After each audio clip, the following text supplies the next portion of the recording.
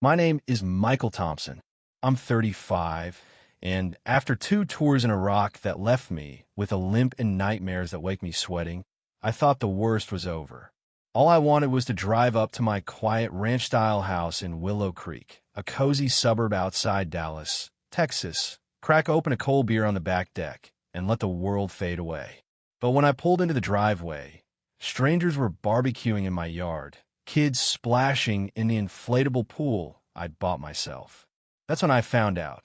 While I was dodging IEDs halfway across the world, Karen Mitchell, the 55-year-old HOA queen bee with her perfectly manicured nails and endless stream of complaint letters, had sold my house for $450,000 without a single call or email to me.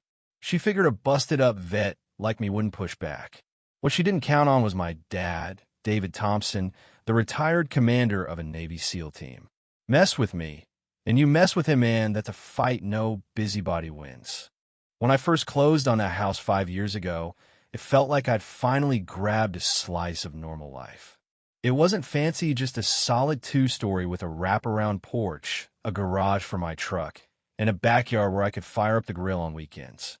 I'd hung an American flag from the eaves the day I moved in, and neighbors nodded approvingly as I mowed the lawn in my fatigues before shipping out.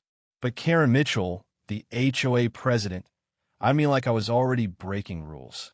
She was the type who patrolled the streets in her golf cart, clipboard in hand, nitpicking everything from mailbox colors to holiday lights. "We keep standards high here, Mr. Thompson," she'd say with that fake sweet Texas drawl, as if my flag was an eyesore. I brushed it off. Military life meant constant moves, and I had bigger fish to fry like staying alive in the desert. I paid my dues on time, had a buddy check the place during deployments, and figured the HOA was just suburban nonsense. That house was my rock. On bad nights overseas, I'd picture sitting on that porch, watching the Texas sun set over the oaks. But Karen saw it differently. She ruled the HOA like her personal fiefdom, slapping fines for the tiniest infractions, a weed in the flower bed, trash cans out 5 minutes too long. Neighbors grumbled. She targeted anyone who crossed her, turning minor gripes into major headaches. It all hit the fan when I got hit by shrapnel in a convoy ambush. Medically discharged, I flew home, craving stability. Instead, I stared at a family unloading groceries into my kitchen. "Who the hell are you?" I demanded, crutch digging into the gravel. The dad, in cargo shorts and a Cowboys jersey, looked confused. "We bought this fair and square from the HOA last month.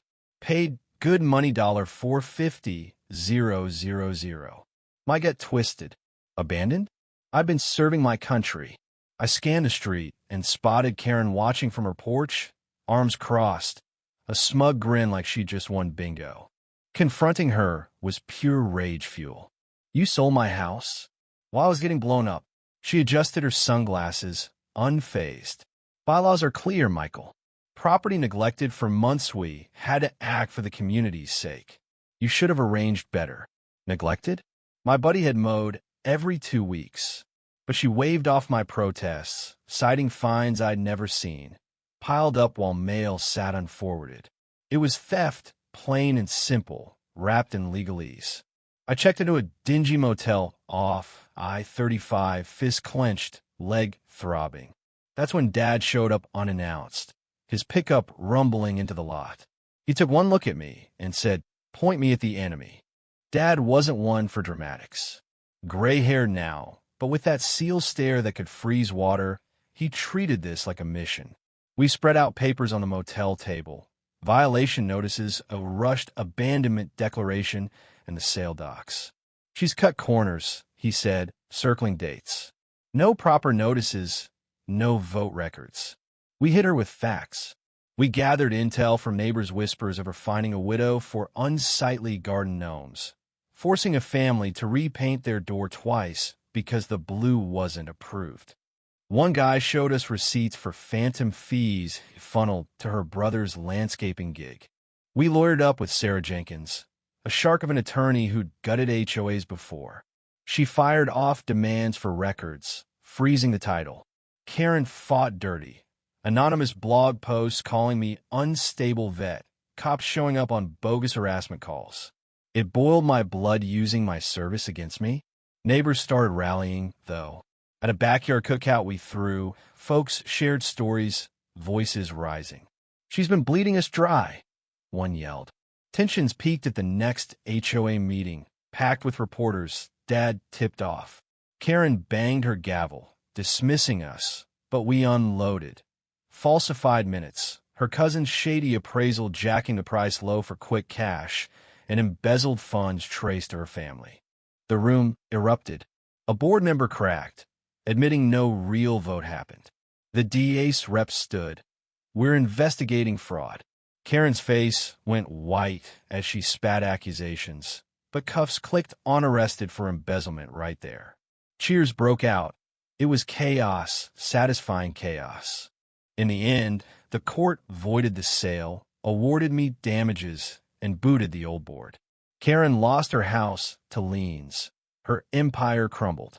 I moved back in, flag flying high, grilling steaks with Dad on the deck. Willow Creek breathed, easier no more petty tyrants. What do you think? Was Karen just enforcing rules, or did she cross the line? Drop your take in the comments. Agree with her side or mine.